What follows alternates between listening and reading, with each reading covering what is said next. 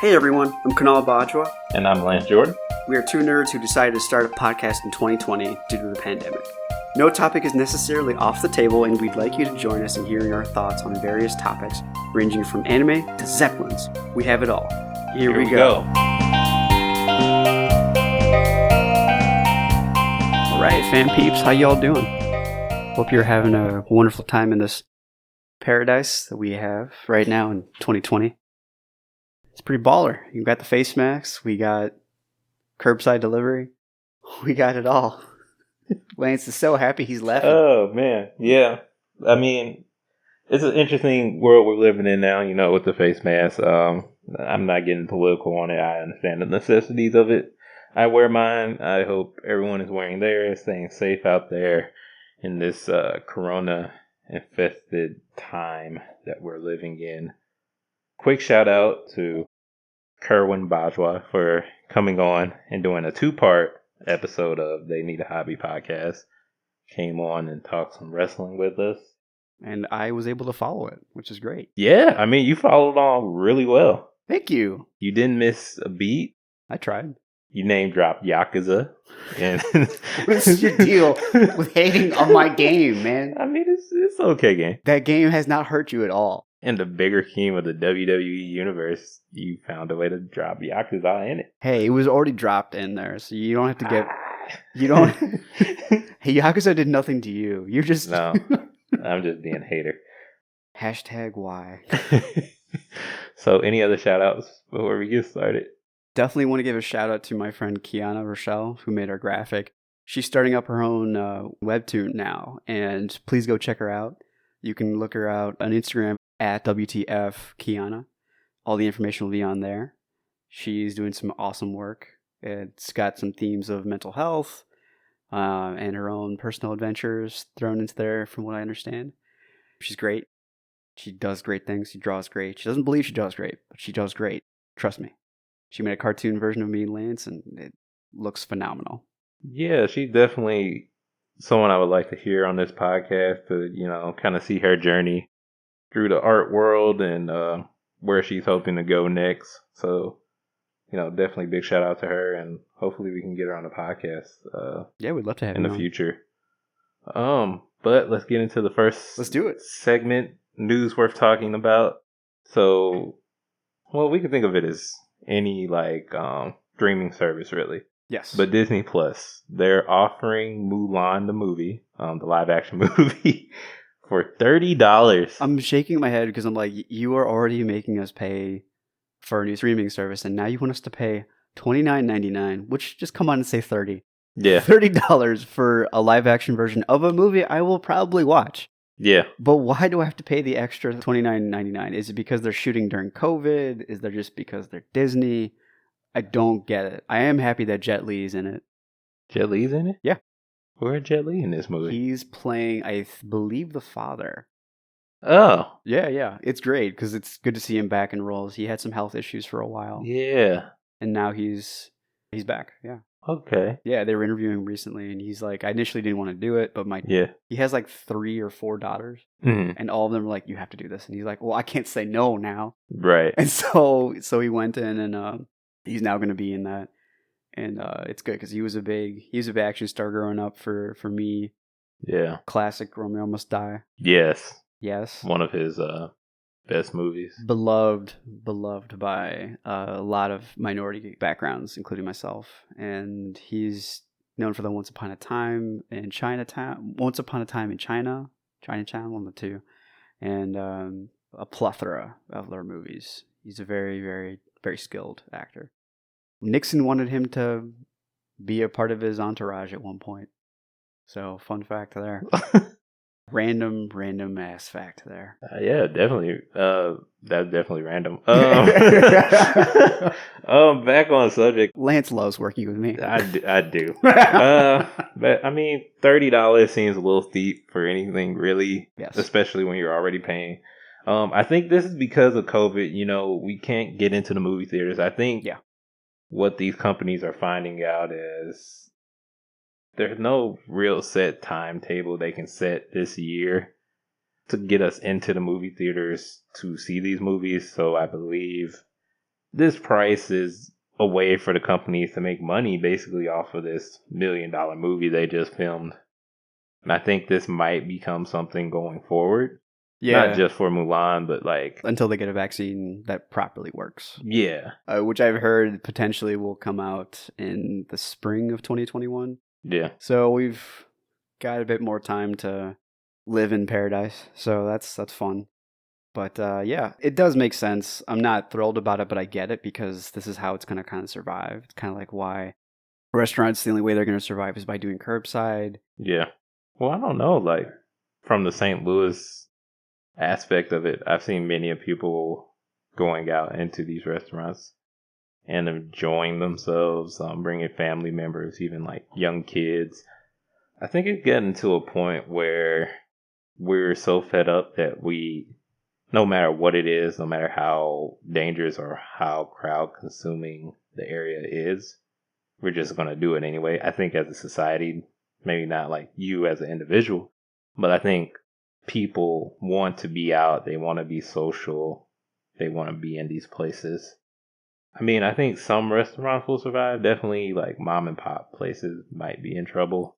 Yeah, I mean, I have seen people come like open more and more to dining, and especially like dining outside, Yeah. which that's good. I believe that's within normal COVID rules. Mm. But like bars and everything opening up in the Midwest, especially in St. Louis and stuff, is where I go, no, we need to not do that. Like we can't. They've enacted a curfew now for bars. Yeah, It's like 10 p.m.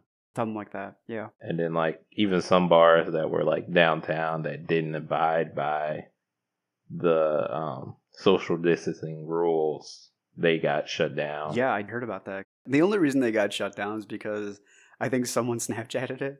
Really? Yeah. They Snapchatted the whole party. They Snapchatted the party and everyone's Yeah. like, well, damn, I thought this was going to be like illicit pictures, but instead I have to go shut down this place. Right. Imagine being the FBI agent, like, He's like- disappointed. He's that like, they just didn't- disappointed. I was looking for something else. For naked pictures, but here you are in a crowd full of people. And now I got to go shut it down. I was like, great. I was. Moving on. That's the segue for it. Right. Other news.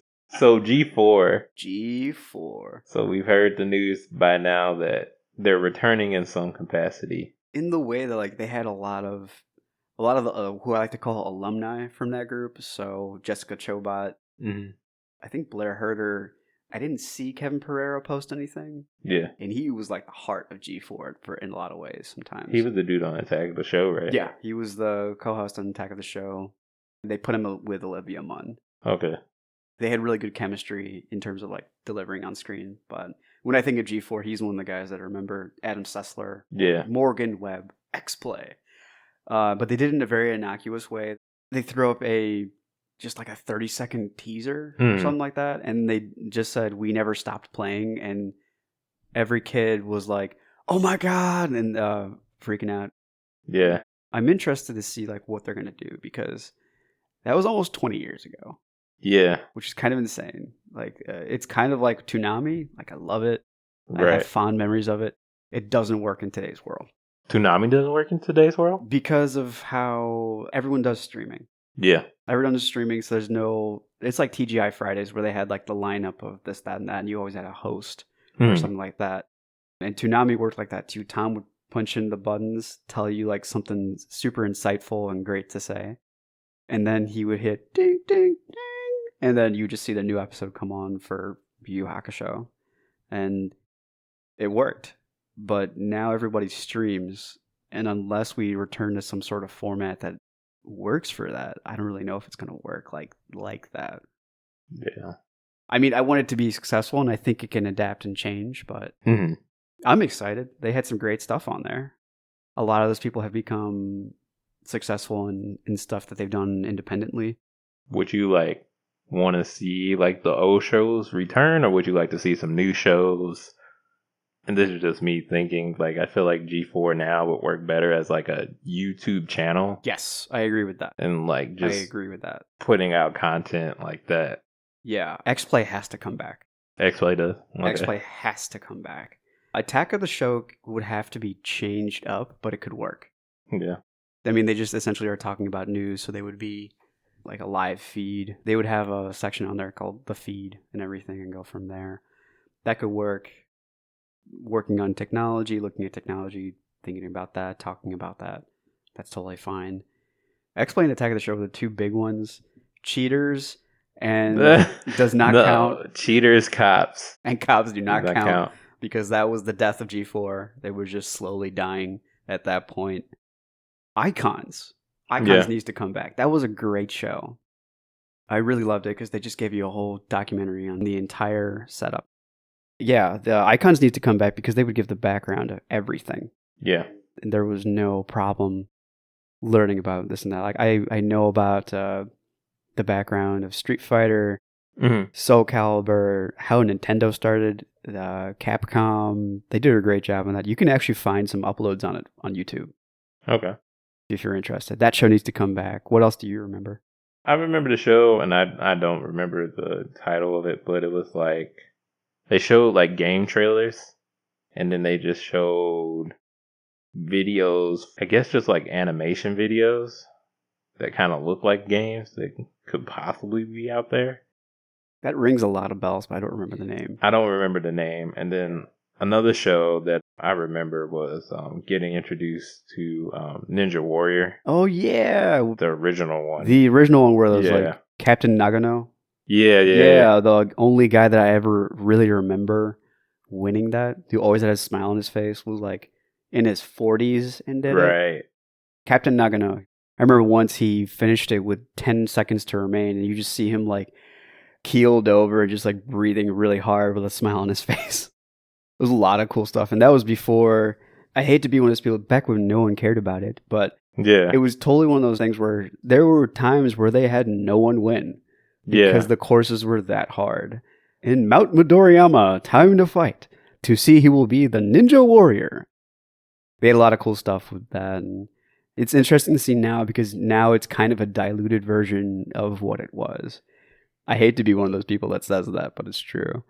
No disrespect to anyone who is a Ninja Warrior, but compared to what it was when it was timed, and especially with how hard the courses were, like it was incredibly humid where they shot it too. Yeah. It was a different Ninja Warrior back then. And that needs to come back for sure. Yeah, should definitely. Cool. All right. So today's episode is going to be about Civil War, specifically the comic book from Marvel. We both held off on talking about this because it was still pretty raw and everything that was going on. It was only our third episode. Because as we were preparing for this, we both kind of agreed there was no way we could not talk about George Floyd and the incidents that were going on with social progress movements that were going on in the world right now. Because the entire topic of Civil War talks about what does it mean to be a hero and what does it mean to be an enforcer of the law or a custodian of the law. So I want first off to say that, of course, Black Lives Matter, and there are good police officers out there, but I do believe the system does need to get re-examined and fixed and altered. Too much is laid on for cops.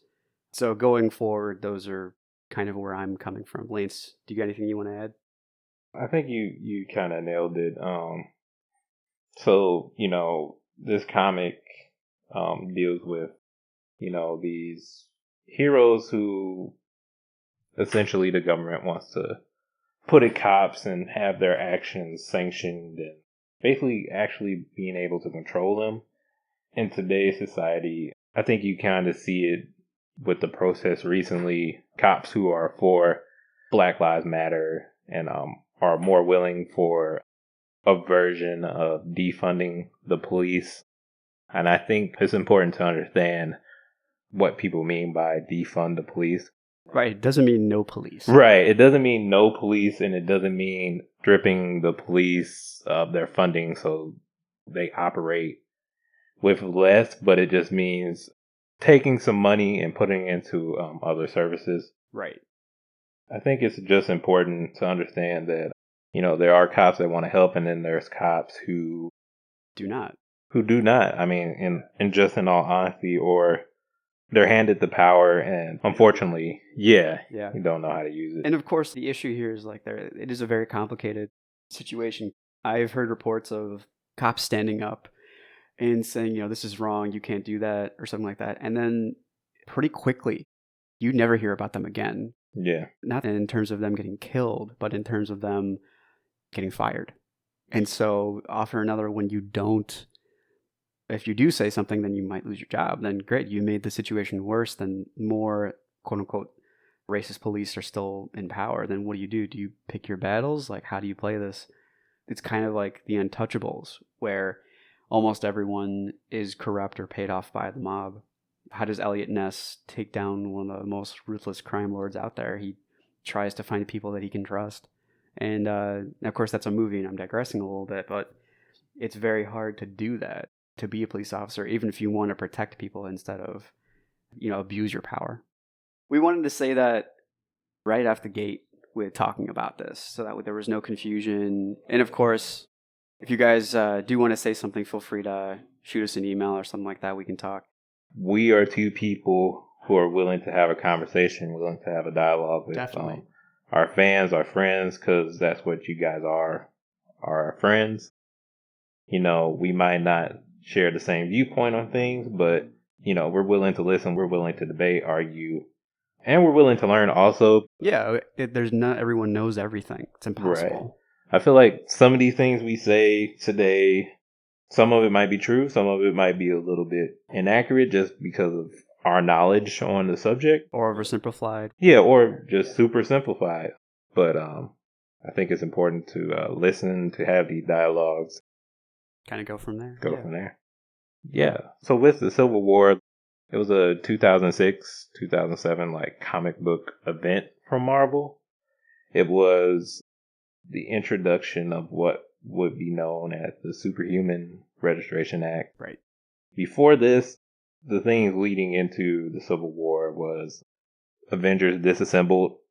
This was the end of Avengers as we knew them, and this spun into the event House of M, where Scarlet Witch eventually uttered her famous words of "No more mutants," wiped out half the population of mutants, where a lot of mutants got depowered.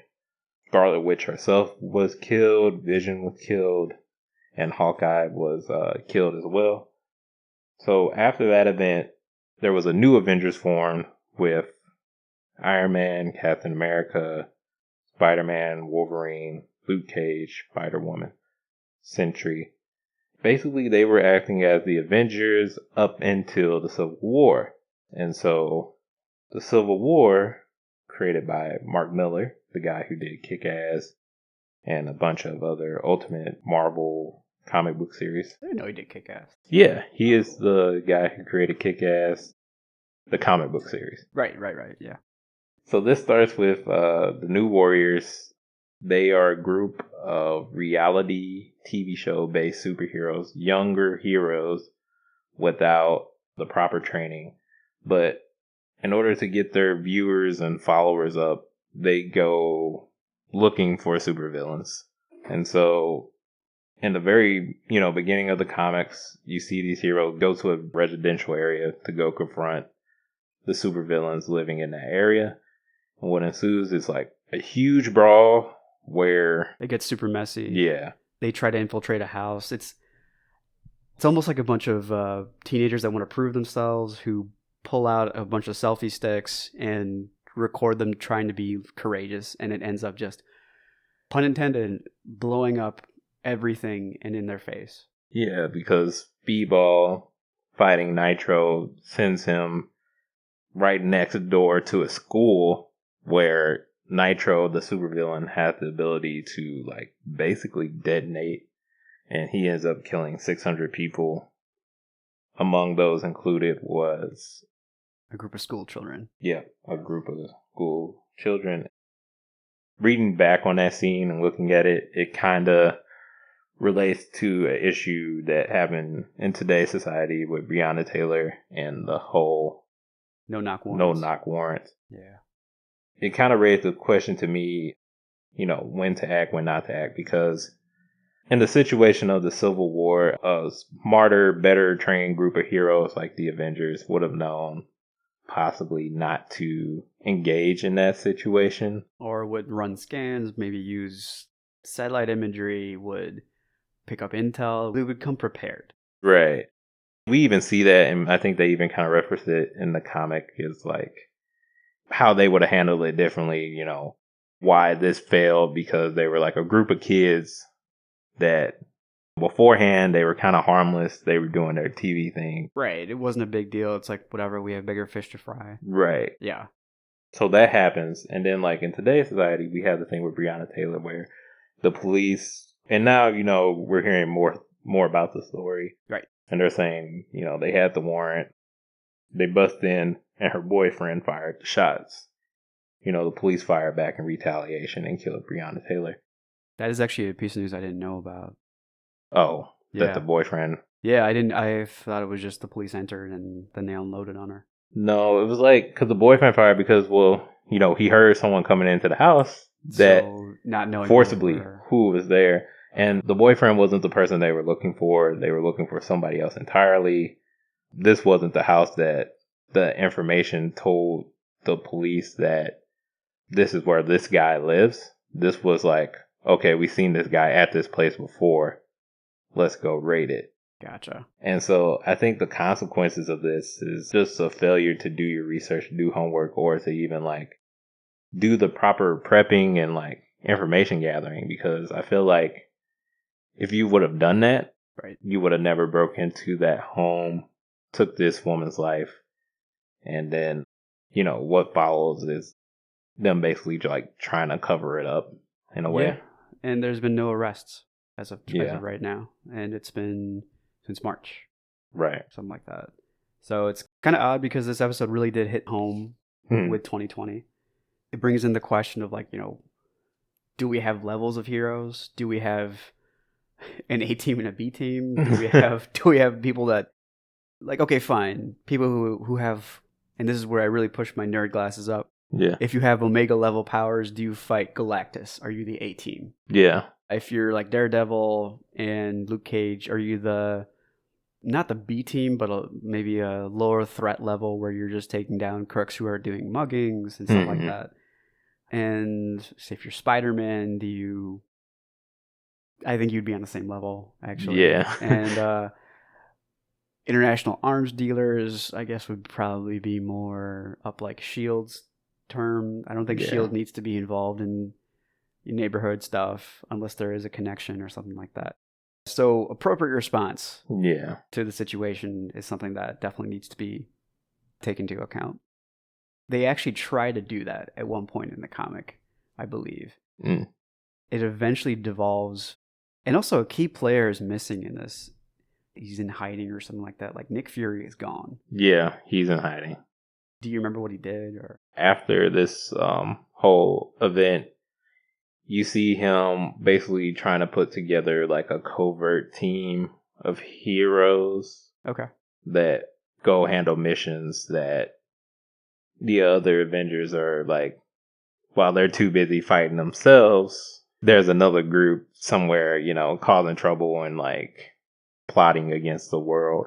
Right. That's Nick Fury's concern. In a lot of ways, he's, I guess, concerned with almost a bigger picture than, hey, who should go tell you to go beat up this guy or that guy? Yeah, he's got kind of bigger fish to fry. He essentially is the CIA on crack. And he will do, you could probably argue whether or not he is a good guy or quote unquote a bad guy. And that's something we will talk about in this episode as well. Yeah.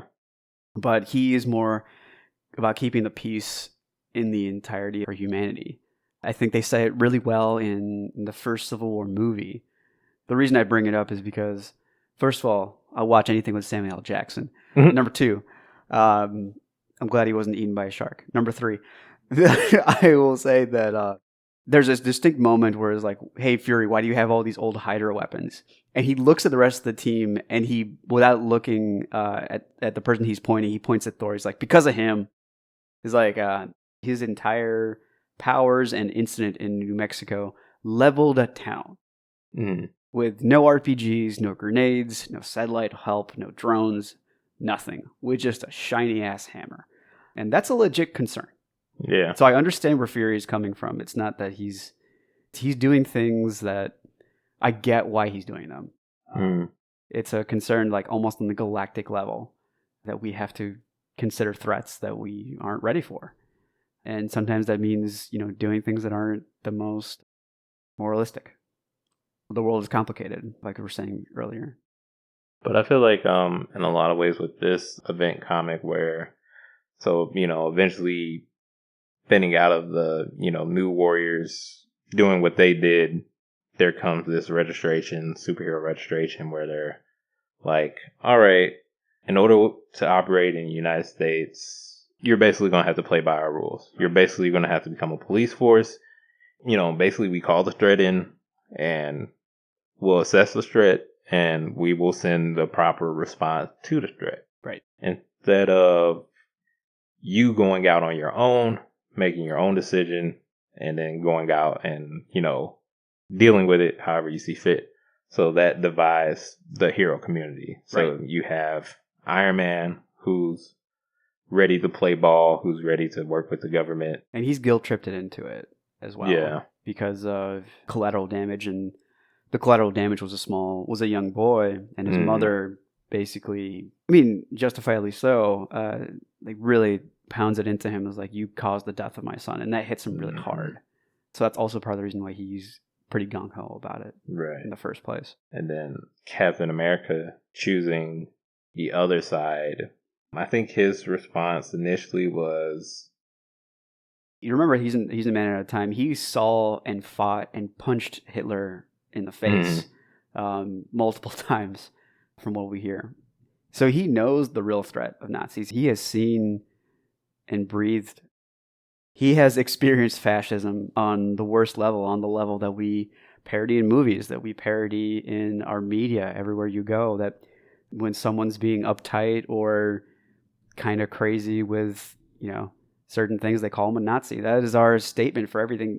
We have an idea of that. He knows what that's like. So he sees this as a fascist response.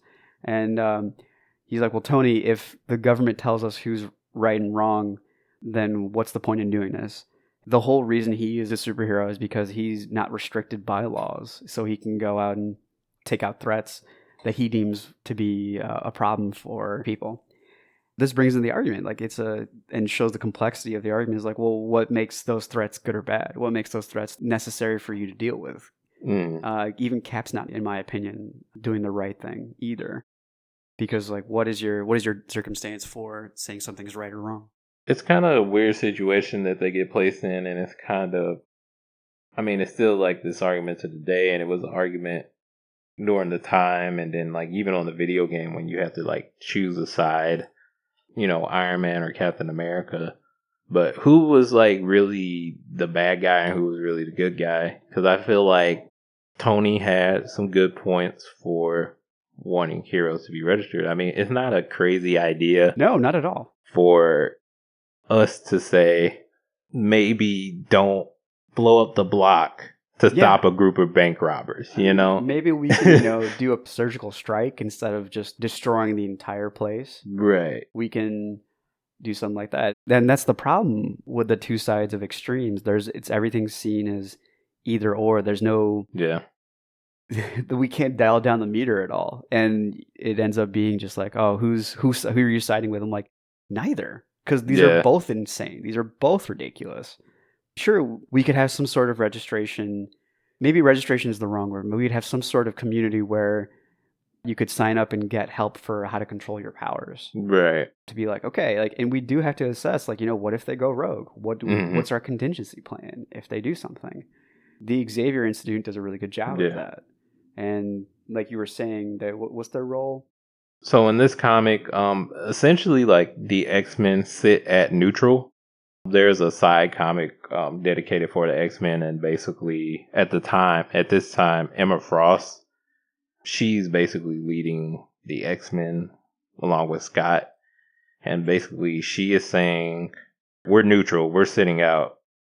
And it's funny too that the X-Men, they always get compared to minority groups in today's society. And they're basically we've been, prosecuted by your people. We've been told when and where we can do things. restrained and sent to these camps or whatever. It reminds me a lot of Malcolm X. Yeah. But Emma Frost is like, so we're sitting this one out. Don't bring it to our door. This isn't our issue. Right. Because at the time, the X-Men never operated as superheroes for real because of that fear from the people, which is also like another weird thing to think about. There's a lot of layers. In some ways. Because it's like, why are you afraid of the X-Men but not afraid of even though they are afraid of the Hulk, but not afraid of Thor, you know? Yeah. So, but essentially they're like, we're out of it. We're not in it. Right. This isn't our issue. So you guys figure it out. Does T'Challa say anything? I've forgotten. Another side comic stars T'Challa getting married to Storm, actually. This is when he get married to Storm. Okay. Yeah, okay. and Cap. Black Panther, by the way. And they're getting married in Wakanda, but it's a neutral ground. But he's like, I'm an Avenger. I want my Avenger friends to be there. So you see Cap and Tony go there. Oh, okay. But yeah, like there's a lot of neutral parties. Another thing too is I didn't really like his role in this comic for real because I'm a big Spider-Man fan. But yeah, it makes no sense why he does what he does in this comic.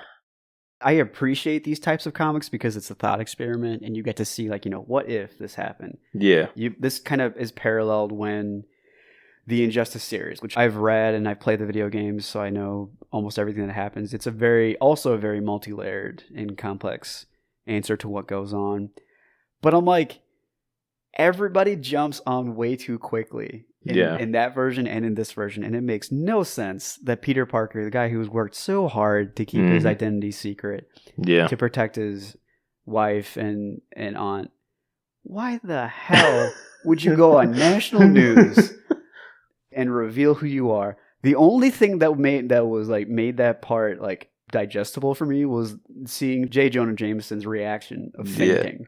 That was like, okay, I don't mind it for that. Basically having a heart attack. Yeah, basically. Because he was like trying to find out who he was the whole time. He was right in front of him. This mild-mannered reporter. That worked for him. Yeah. Yeah, because it's so wild because if you read Spider-Man comics, and even like looking outside as a reader, you know how big Spider-Man's supervillains are. Oh, yeah. You know how dangerous they are. They're some of the top villains in the Marvel Universe. He's a big deal. He doesn't get enough credit. Like, Cable, Cable is like, when he comes from the future and he meets Spider-Man, and he kind of looks at him. Peter's like, what's wrong? He's like, I never thought I'd actually meet you. And he's like, well, what do you mean? He's like, in my time, you're the Captain America of my childhood. People look up to you like the way they look at Captain America in this current timeline. Yeah. And he's supposed to have trained the strongest and best mutant ever, which is like Scott Summers and Jean Grey's daughter. Yeah. He trains her in Kunlun because Danny Rand's like, yeah, you can borrow my apartment kind of thing. And just train there. So he's a big deal. Yeah. He's a really big deal. He's the reason why Marvel honestly is as good as it is right now. Spider-Man is definitely the biggest superhero in Marvel, maybe the world. I mean, I'm willing to debate that.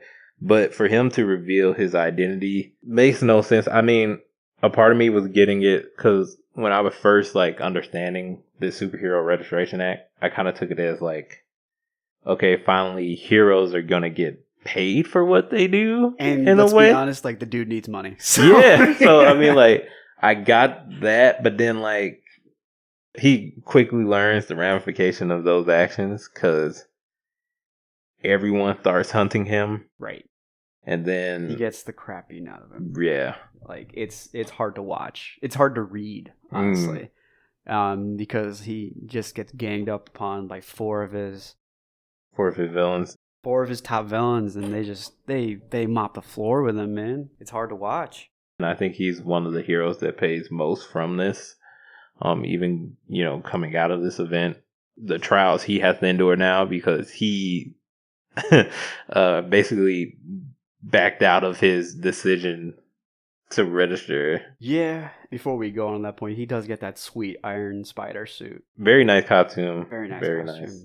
Makes him actually like move around like a spider, but he, like a champ, does throw it away. He's like, no, it's not worth what I'm doing and everything, and he joins the underground. But did you like see, speaking on this, and you have it here, like this cowboy diplomacy. Right, So yeah. like, did you see some merit in Captain America's side? I do.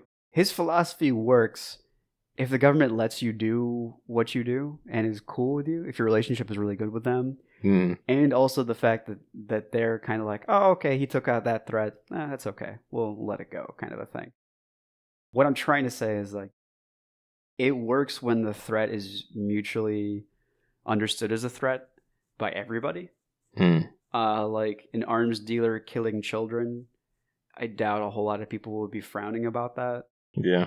And this arms dealer is not doing anything positive, but oftentimes you'll find who we will call dictators are more complex figures than you think.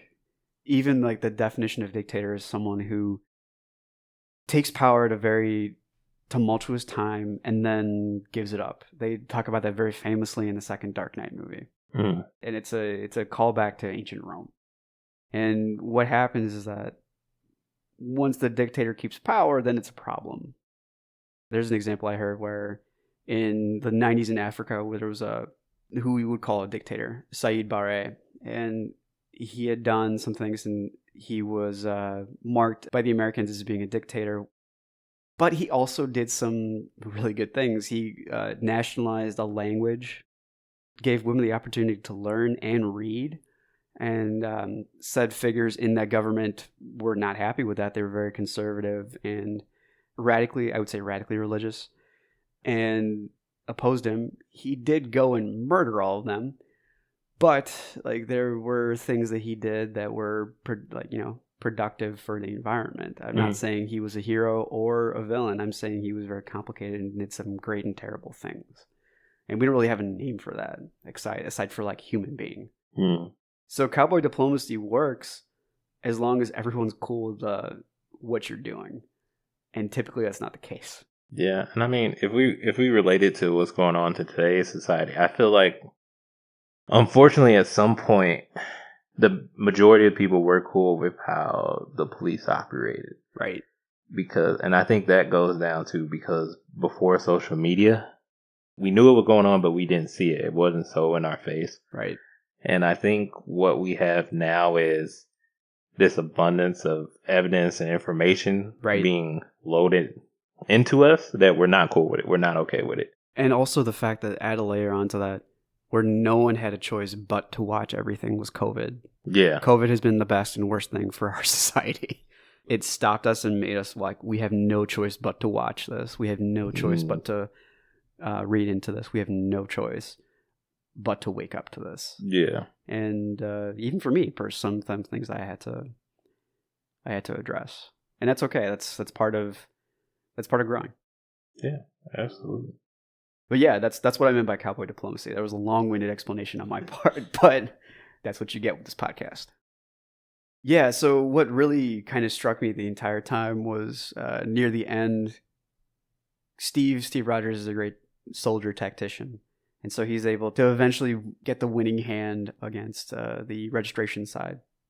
And as he's winning, as he's fighting, he's about to attack somebody, and a bunch of civilians just grab him and pull him off. And he's kind of shocked, and everyone's kind of just like, they're very shocked and surprised, and they're like, what are you doing? And he's like, you can't harm them, it's not right. And that's when Steve realizes he's lost everything. He's like, we're just fighting amongst each other. We're no longer fighting for justice. We're winning everything except for the argument. Right. And he takes off it, like, it's a very symbolic moment where he takes off his mask and drops it. And Spider-Man actually says, what are you doing? We were winning. He's like, we were winning everything but the argument.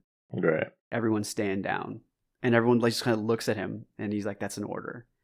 And that's where it ends, right there. Yeah. Which is really, really something.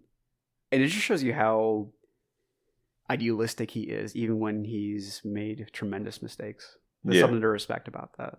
Yeah, what'd you think? That's a very interesting point that you brought up. And I kind of wonder when in today's society, really the government, when are they going to say, here's the thing, like, they're kind of winning everything. They control everything. They're their influence is everywhere, but I feel like I'm wondering when they're going to be like, we're winning everything except for the argument at this point. Yeah. Because I feel like the voices of the people are so loud at this point that they can't ignore it.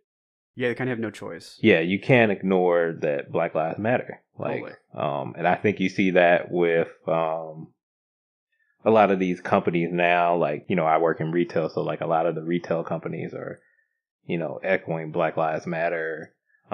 Posting it on a website, posting it on their social media. Yeah. I mean, how you feel about it is and one you thing. wonder, Yeah. like, are they saying it just so that no Right. one believes them? Or are they saying it to actually mean that? And it's probably a combination of both. It's probably a combination. And I mean, there's more things that these places can do, but I feel like now more than ever, there's pressure on the government to concede that, you know, changes need to be met. Yeah.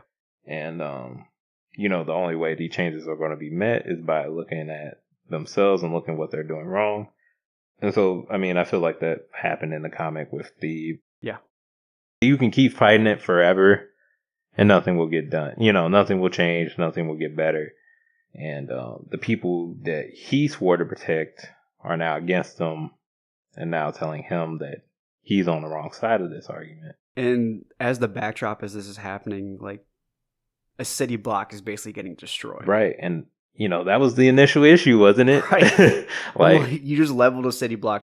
That's actually something I didn't realize until now. yeah. Until talking about it out loud. Like, as they started the comic, a city block gets destroyed. And as they end the comic, a city block gets destroyed by small little squabbles here and there. Yeah. I think there's one point where they're free falling and they're like, grab somebody and use them to fall on, and they're just like destroying buildings as they go down. There's the classic scene where like he's punching someone in the pavement, and it's insane. It's insane. Like, they have like, that's why Steve kind of like stops and looks around. He's like, we're just doing exactly what we said we wouldn't. Mm-hmm. And that initial argument in the beginning where Steve is like, you know, if it was us, we could have controlled this better. We could have done better. We could have done better. But then, you know, coming full circle, he realized that, well, shit, we didn't do better. Yeah, we made it worse. Yeah. And there is resolution to this, I believe, after a point. Not to give too much spoilers, but could you delve into that a little bit? Like, how is this all tied together at the end?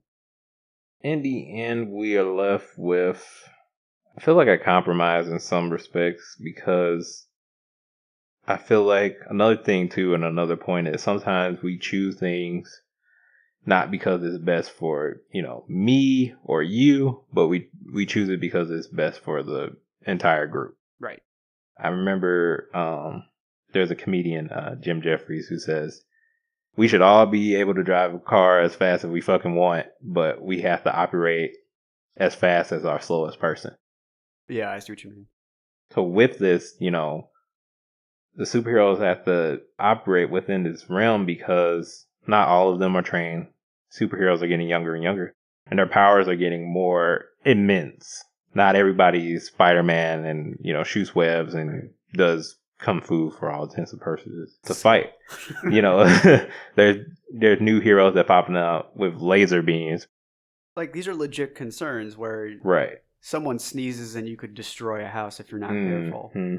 But instead of incarcerating them right away, maybe like, okay, let's try to figure out how to control your powers. Right. Let's make it easy. Let's make it easier for you to live with who you are instead of shame you and hate you and do all of that. And so, like, the consensus is to register, work with the government, and operate within that network. And so the consensus for the other side is, if you don't want to agree with it, that's fine. But just know that you're essentially breaking the law. You're a criminal at this point. Okay. And so don't operate or register. So at the end, they're kind of left with that decision. Spoiler alerts. Other events happen, and then, you know, there's another threat, and then they're all united, and we all forget about the Superhero Registration Act. I mean, yeah, and that's kind of how most world wars ended. They're just like, yeah, we got bigger fish to fry. let's get together and end this, and then we'll touch back with this later. I do want to say, to kind of scoot back to one point with that both of these sides are very extreme. I don't understand why Tony Stark doesn't pour more money into social programs. Sure, there will always be villains. Sure, there will always be like people who do evil things. But a lot of that could be avoided with just like proper schooling, proper healthcare, housing, like you name it, it could help. And I don't understand, with all his wealth and everything, he just uses it to fund his exploits, where he has plenty of money to throw into social programs and help neighborhoods out. He's just accruing more wealth. He's not really doing anything with it aside from building really cool Iron Man armors. Which, let's be honest, if you can call your armor and it has nanotechnology, that's fucking great. I totally want one too. Super cool, but I mean, the same can be echoed with society today. Exactly. With why aren't we pouring more resources into our neighborhoods to make them better? Because I think that's one of the first steps in kind of improving just the whole climate, the whole situation. And I think that's what mainly, well, at least when I read and how I understand defund the police, is to like take money and put it into the schools so we decrease crime. Right. You know, we grow up with alternative options other than to do these things that, you know, label us as a criminal. Right. So I think that's a really good question, why Tony doesn't, in his world, pour more into the communities, and why don't we do that today? Yeah.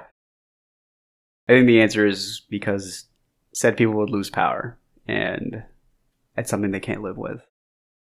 Yeah, man. I think that's we've died on this cross long enough. I do want to say that, you know, thank you guys for listening. Know that there's more. We've oversimplified a lot, and we just had a discussion where we touched on a few points. Not everything was said, and definitely we don't have all the answers, but we can at least, I think as a society, we can at least try.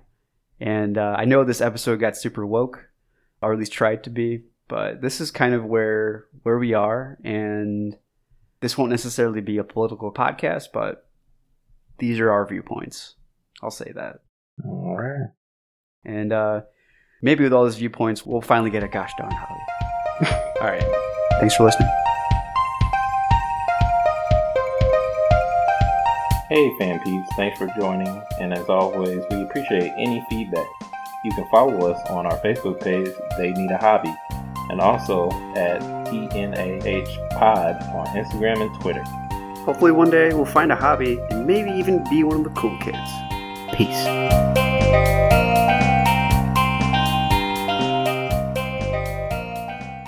So this event kicks off with a group.